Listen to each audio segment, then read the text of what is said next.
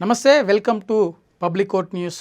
కొండా విశ్వేశ్వర్ రెడ్డి అందరికీ సుపరిచితమైన వ్యక్తి. బీజేపీ పార్టీ నుండి ఆయన ఎంపీగా బరిలో నిలిచారు. అయితే ఆయన ఆసక్తికరమైన వ్యాఖ్యలు చేయడం జరిగింది. ఉత్తరాదిలో బీజేపీ దూసుకుపోతుంది, దాదాపు అన్ని రాష్ట్రాల్లో కూడా అధికారం చెలాయిస్తుంది.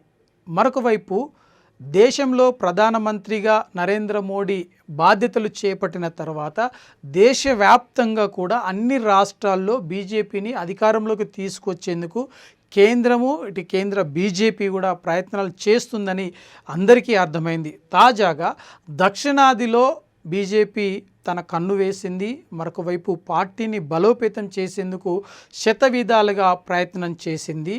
ఇంకా కూడా పావులు కదుపుతూ ఉంది.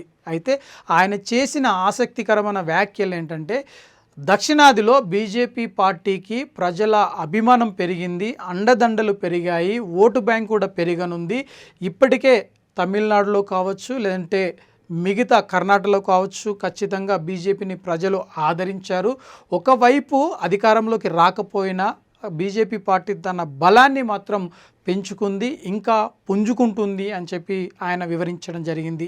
ఎన్నికల ప్రచారంలో భాగంగా కూకటిపల్లిలో ఉన్న పలు ప్రాంతాల్లో ఆయన ఎన్నికల ప్రచారం నిర్వహించడం జరిగింది. జేఎన్టీయూలో ఉన్న మేధావులతో పాటు ప్రొఫెసర్స్ మిగతా వారందరితో కూడా ఆయన ఎన్నికల ప్రచారం నిర్వహించి బీజేపీకి ప్రజలు ఆదరిస్తున్న విధానాన్ని ఈ సందర్భంగా వారికి వివరించడం జరిగింది. ఖచ్చితంగా చేవెళ్ళ పార్లమెంటు నుండి తాను ఎన్నిక చేస్తే, తనను కనుక ఎన్నుకుంటే ఖచ్చితంగా అభివృద్ధికి పెద్దపీట వేస్తాను అని చెప్పి ఆయన ప్రజలకు హామీ ఇవ్వడం జరిగింది.